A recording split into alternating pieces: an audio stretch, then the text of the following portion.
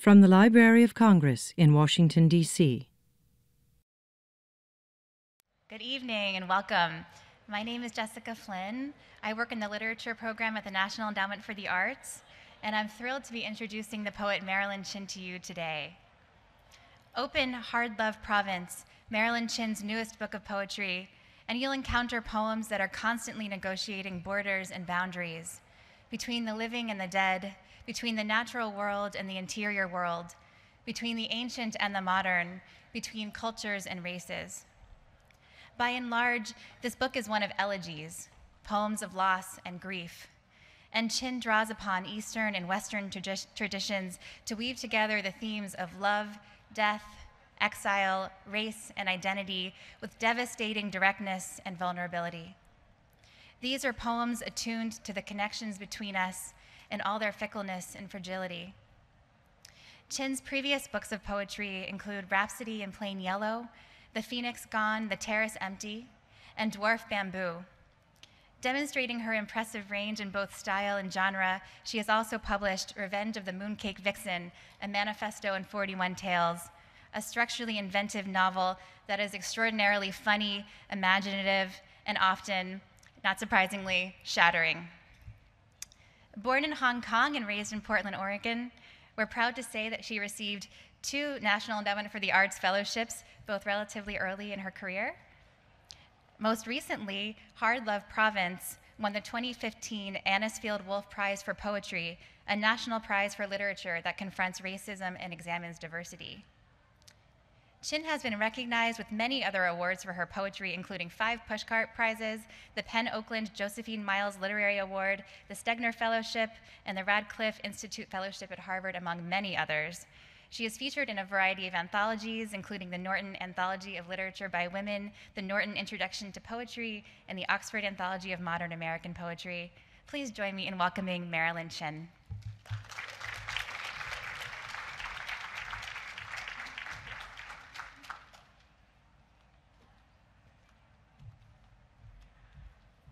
Okay, poetry lovers, nice to see you. Can you see me? I'm longitudinally challenged, you know.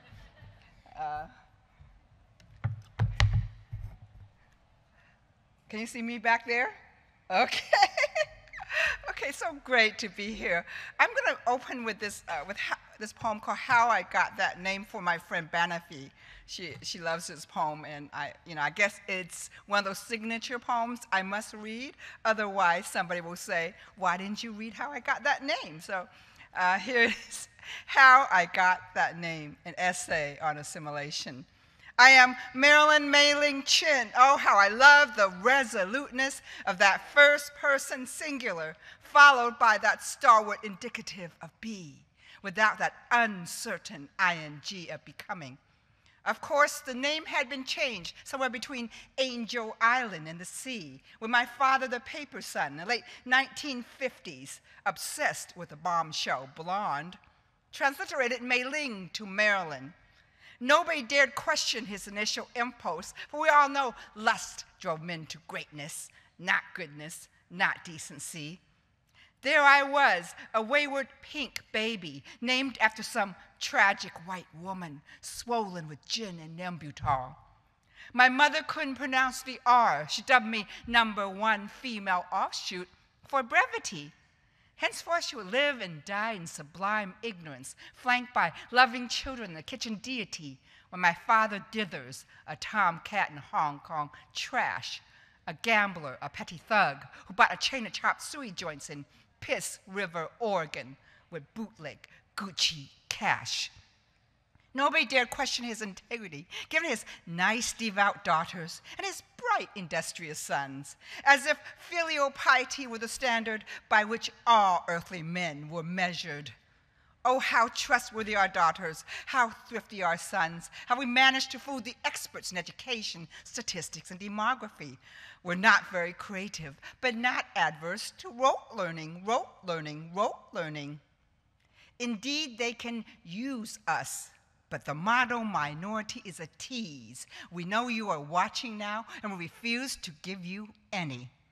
Oh, bamboo shoots, the further west we go, we'll hit east. The deeper down we dig, we'll find China.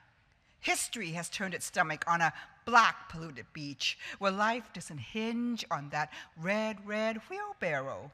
But whether or not our new lover on the final episode of Santa Barbara will lean over a scented candle and call us a bitch. Oh Lord, where have we gone wrong? We have no inner resources. Then one redolent spring morning, the great patriarch Chin peered down from his kiosk in heaven and saw that his descendants were ugly. One had a squarish head and a nose without a bridge. Another's profile long and knobbed as a gourd. A third, the sad, brutish one, may never marry. And I, his least favorite, not quite boiled, not quite cooked, a plump pomfret simmering in my juices. Too listless to fight for my people's destiny. To kill without resistance is not slaughter, says the proverb. So I wait for imminent death. The fact that this death is also metaphorical is testament to my lethargy. So here lies Marilyn Chin, married once, twice to so-and-so, a Lee and a Wong, daughter of the richest Yue Kun Wong and Gigi Chin, the infamous, sister of a dozen, cousin of a million, survived by everybody and forgotten by all. She was neither black nor white, neither cherished nor vanquished, just another squatter in own bamboo grove, minding her poetry, when one day heaven was unmerciful and a chasm opened where she stood, like the jaws of a mighty white whale or the maw of a metaphysical Godzilla. It swallowed her whole. She did not flinch, nor writhe, nor fret about the afterlife, but stayed solid as wood, happily, though gnawed, tattered, mesmerized by all that was lavished upon her and all that was taken away.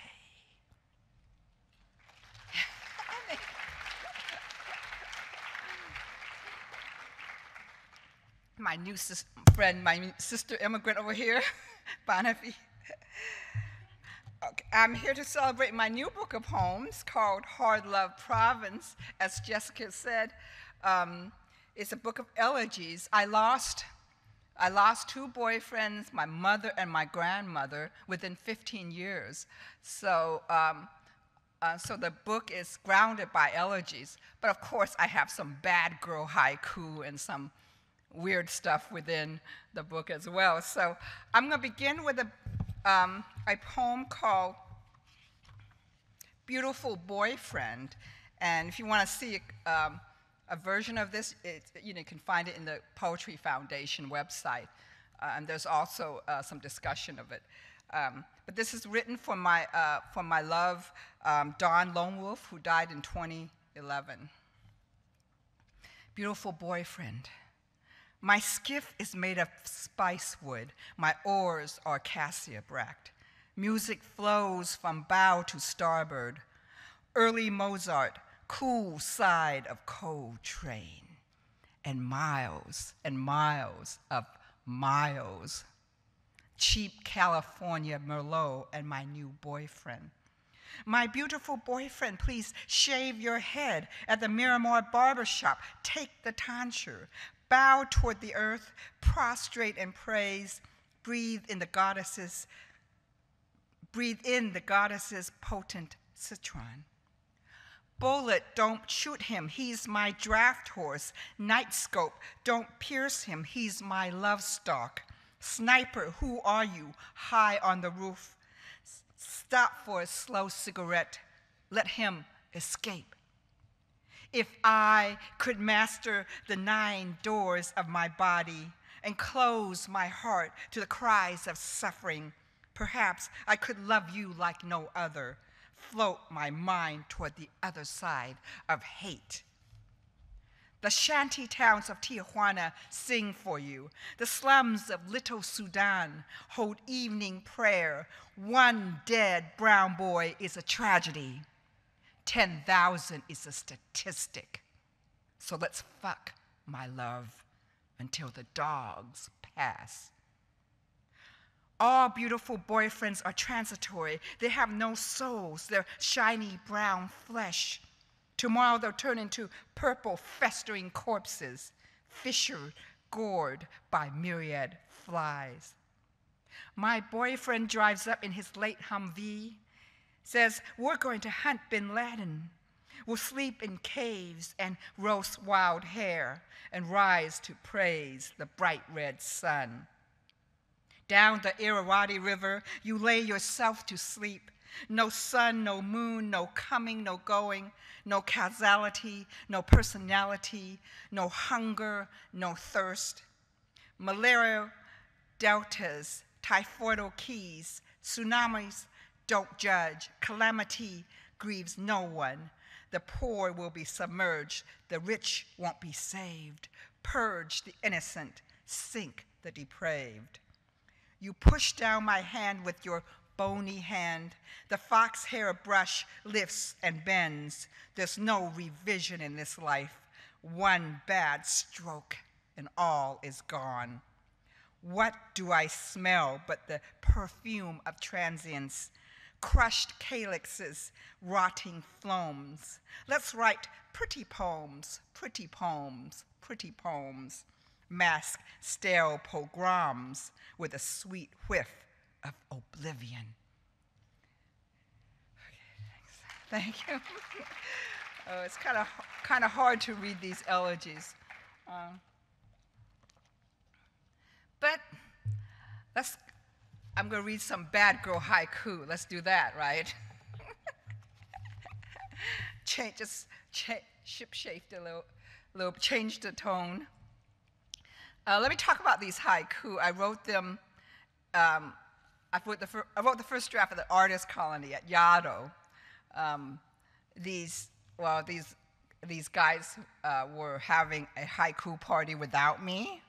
I don't know why. They're these poets with beards, and they were having, I said, well, I'm going to go back to my dungeon and write my own haiku.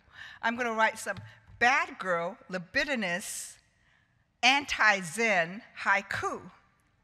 Now, if they're anti-Zen, can we call them haiku? No, but let's call them 17-syllable things, shall we?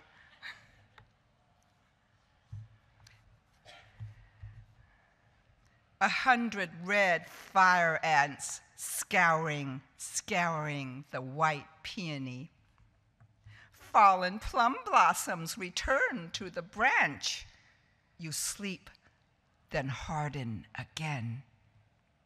Cuttlefish in my palm stiffens with rigor mortis. Boy toys can't love. Neighbor's barn, grass mat, crickets, blue boy trowel handle, dress soaked in mud. Oh, fierce ogoos, tie me to 2 wild elephants, tear me in half. Oh, my swarthy herder, 2-humped Bactrian, drive me the long distance. Forceps, tongs, bushy, whip, flanks, scabbard, stirrup, goads, distaff, wither, owl. Gaze at the charred hills, the woebegone kiosks. We are all God's hussies. I have not fondled the emperor's lapdog, whose name is Black Muzzle. Urge your horses into the mist-swilled Galilee, oh sweet Bedlamite. Her Majesty's randying up the Jew stairs to find the pleasure dome. Ancient pond, the frog jumps in and in and in, the deep slap of water. The frog jumps into the ancient pond, she says, no, I am not ready. Coyote cooked his dead wife's vagina and fed it to his new wife. Someone gasped back there. Okay. Okay. I plucked out 3 white pubic hairs, and they turned into flying monkeys. Let's do it on the antimacassar, on the antimacassar. Little Red drew her teeny pistol from her basket and said, eat me. Chimera Madam Pol Pot grafting a date tree onto a date tree. His unworthy appendage, his mutinous henchman, graze my pink cheeks. He on top now changes to bottom. Goddess welcomes her devotee.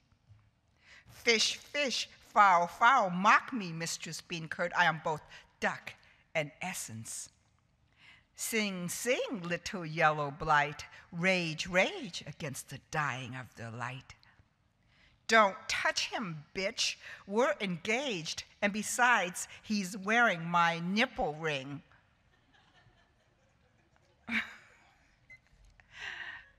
The last haiku is a found haiku. I heard one of my students say something to that effect into her cell phone.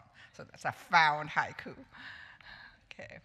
So it's a way to reinvent an old convention, you know, making the haiku sexy and wild and yeah.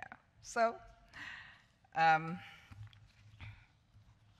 this one is called Black President.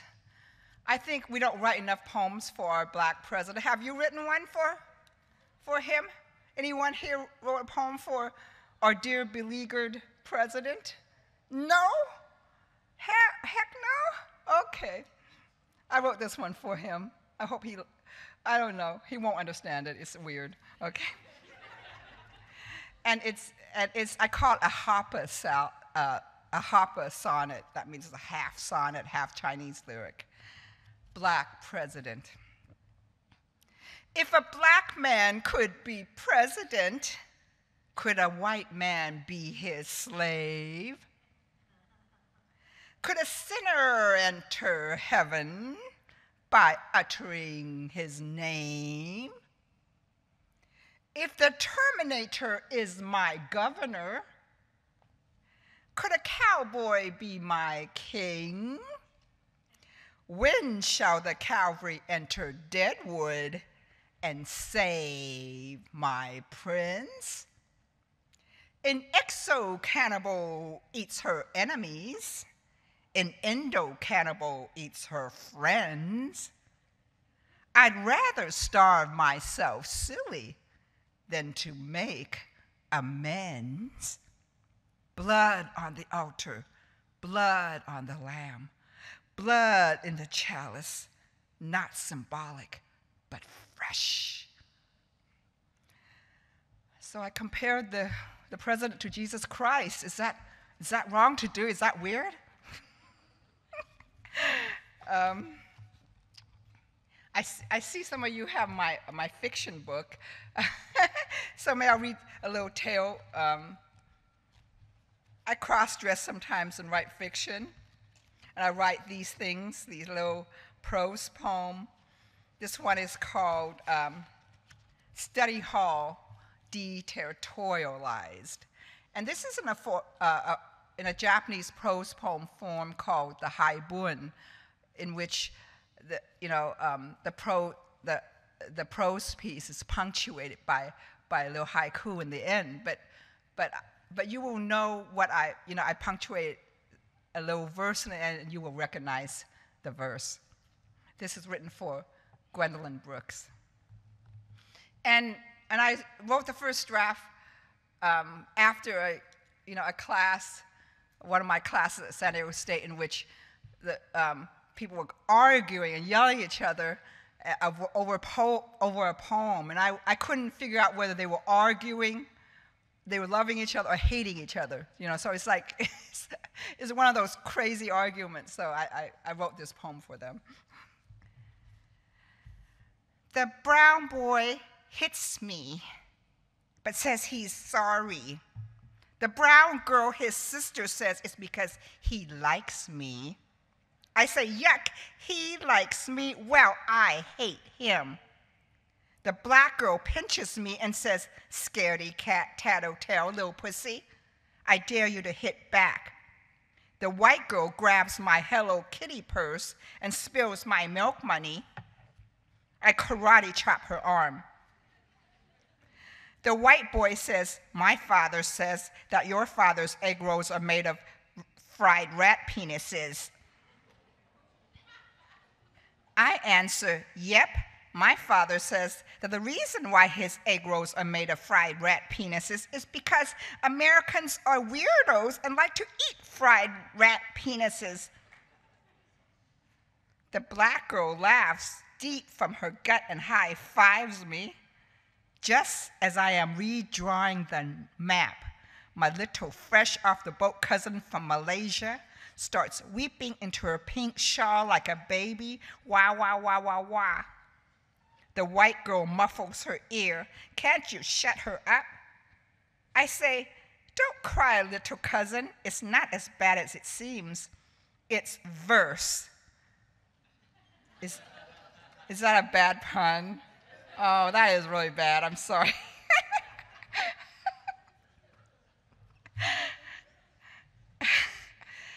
I point to the window and magically, to entertain us, 2 fat pigeons appear cooing on the sill. The boy is sitting on top of the girl, trying to molest her. She is wobbling, shuffling, pirouetting under his weight.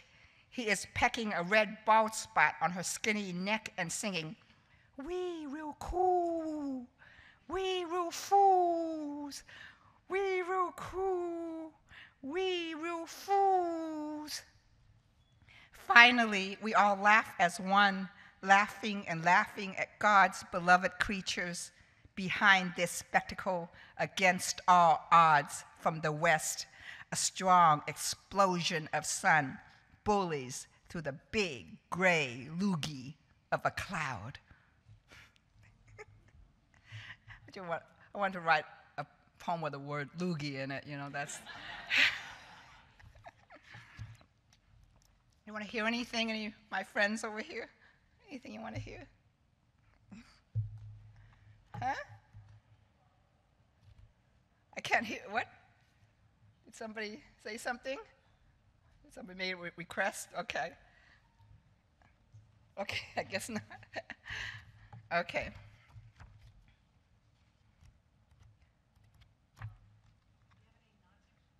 Nonfiction? It's all nonfiction. No.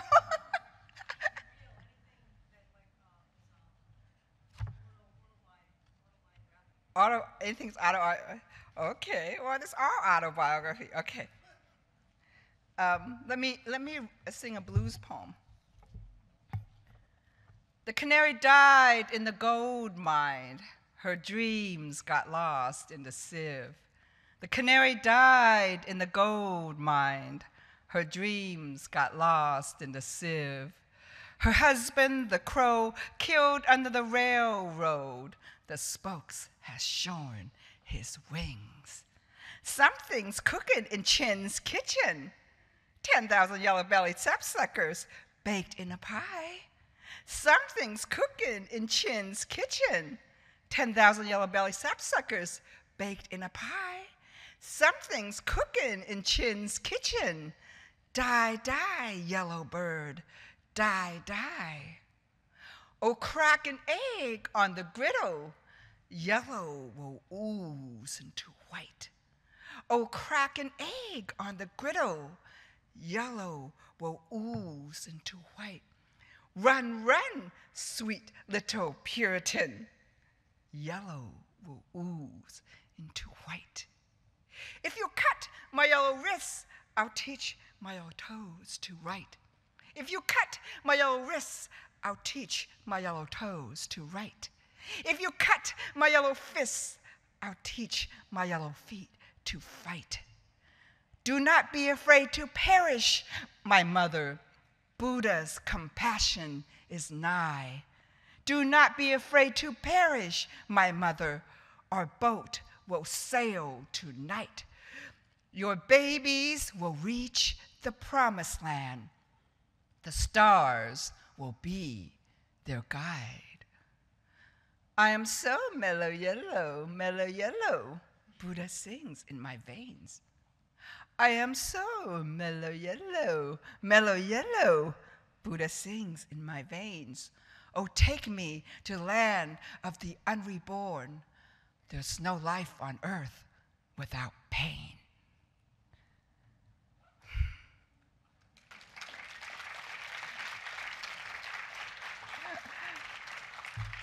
Is that autobiographical enough for you? Any questions? Or yes?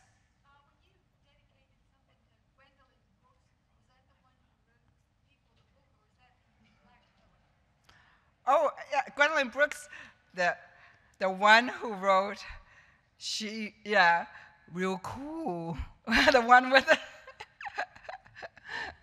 the We Real Cool poem, yes, the great Gwendolyn Brooks. I see her as an important mentor. Right. Requests or questions or yes?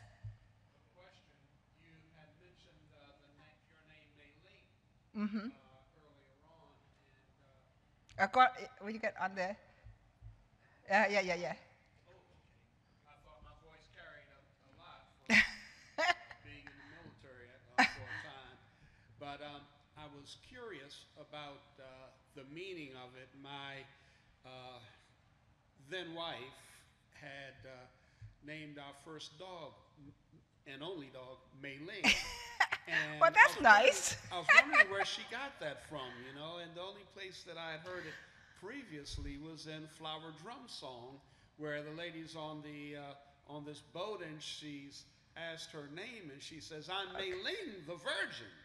And so I didn't know what that was, and I've never really found out what the meaning of it might be. And I was going to make a comment in general about your poetry. It seems as though one has to carry a cultural anthology in one hand, a dictionary, maybe a transliteration between Chinese and English, and at the same time to be able to understand the whole thing. But go ahead.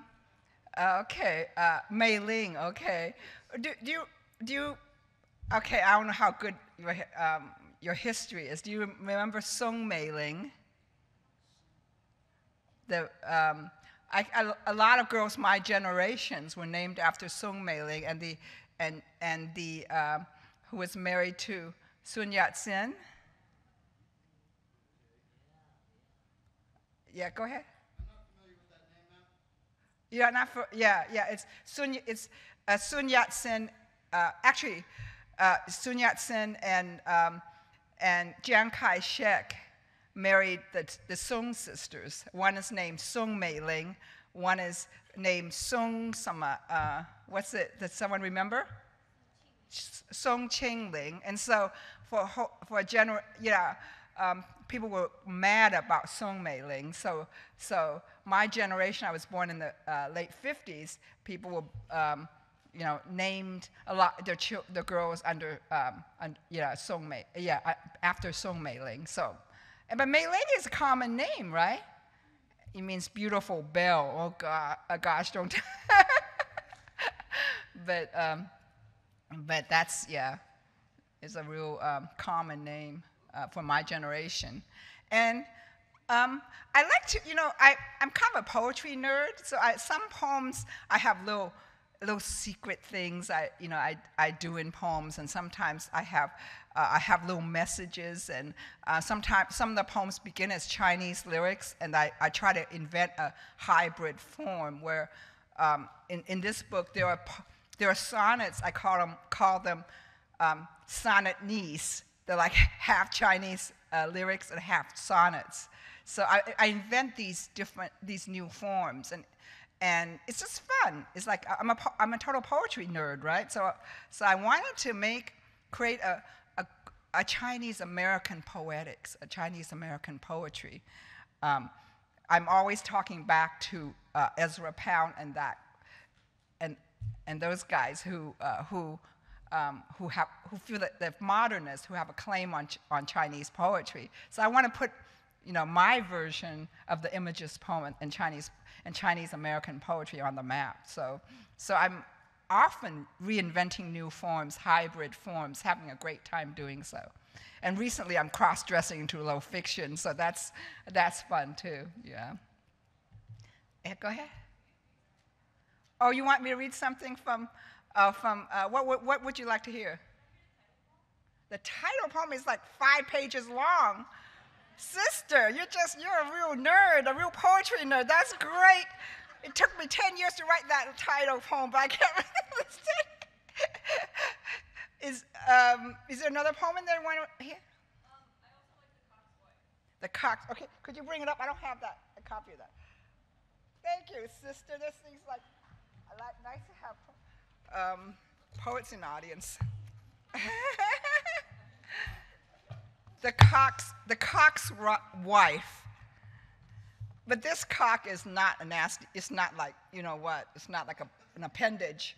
It's a, it's a real rooster. You guys, there's a lot of bad girls out there. In the end of the millennium, the cock is still beautiful. He crows in the morning in his magnificent red beard, but the cock's wife was shorn of her dazzling pink overcoat to be bathed in sea salt, laid bare for the imperial table. Head held high, she feigned ignorance of her own demise. Her tiny yellow fluffies touched wingspans, vowed to avenge her. They expounded on dialectical points, lollygagged at the Hague, scratched and squawked, pecked at ankles, but stood silent as the masses devoured her. Aghast, they fled for their lives, then paraphrased her in a fable. Oh, the poor thing. The poor thing becomes part of a political fable. Isn't that terrible what we do to animals in our poems? Thank you. Thank you for liking this poem. Thank you. Thank you. Let me, is there another poem you want to hear? One? Yes? I don't have a poem, but I do have a question. Okay. So, like as a novelist, one thing that I want to be able to try and push through my books is to be able to have an understanding of lyrics and other poems as far as characters understanding music as we understand music and then rising to whatever the music is making them feel. So do you have any tips for helping to write poetry, especially in a song like Manor, that, you know, can express these emotions to set a scene, almost as if you would have in any other entertainment form, can set it by this set of this song and what is going on with the scene of the novel as a whole? Wow, I don't know. Whew. But you know what? I love the quatrain. I love song and poetry, and to prep for this book, I read songs from all over the world. The blues poem from the African American tradition. I read the poems from the Shurjing, the Book of Songs, folk songs from all over the world, from Dylan. Dylan is brilliant. I listen to Dylan, and if you look at Emily Dickinson, that's, you know, they're all quatrains. They come from the hymnal. They come from hymns and praises. And so, to prep for this book of quatrains, mostly quatrains, I read songs from the Eastern tradition and the Western tradition. So that's what you need to do. You need to like listen and sing, and you know, sing in the bathtub, and you know, and play your guitar. And I think that there's an oral. It's very important that we think of, you know, poetry in orally as well as poetry for the page. Yeah, it's those, you know, it's part of the tradition. Yeah. I have 5 minutes. Anything else? Anybody else have a question? The dude over there has a lot of questions, but okay. There's one more over here. She has not asked a question. Back here. Okay. Hi. I was just wondering how you fell into poetry writing, and if you have any advice for aspiring poets and writers. Oh, that's a very, very general but good question. How I fell into it. Well, I just fell into poetry. That's a great way to put it. Well, my grandmother used to carry me on her back in Hong Kong and sing. She was illiterate, but she used to chant poems. And she had an amazing memory, and she memorized a book of songs. She had Confucian sayings, and she would chant them as she carried me on her back. And we lived in a really poor district of Hong Kong, the shanty towns, and she used to walk, through the wicked streets of Hong Kong, singing classical songs and poetry to me. And that's what my memory of that was so, it became part of my DNA. Poetry became so deeply engraved into my soul and into my body that really the genre chose me. I didn't choose the genre. It's like I would love to write a long historical novel, right? About 1,000-page novel, but I don't think I can do that. Even when I write fiction, I write word for word as if I were writing poetry. So it's really the genre chose me, but advice for the young poets there: read all the poetry you can, and try to read poetry from a second language.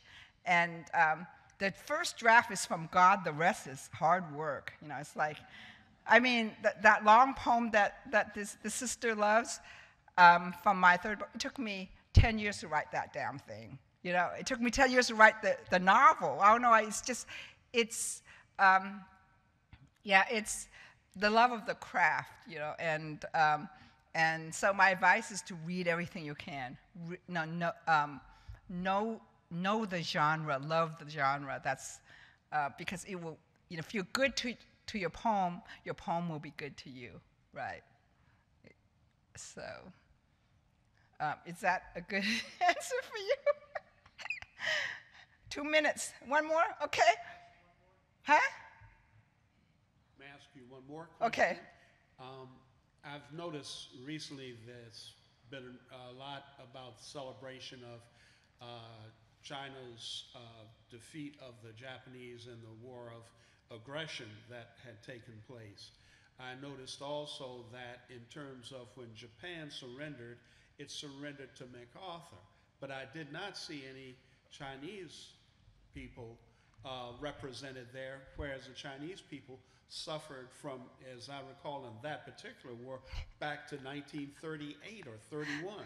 Now, I was wondering, in terms of the expression of say, feelings or hurt or whatever from what seemed to me to be an oversight, an unfortunate one, but not one that surprises me living in this country.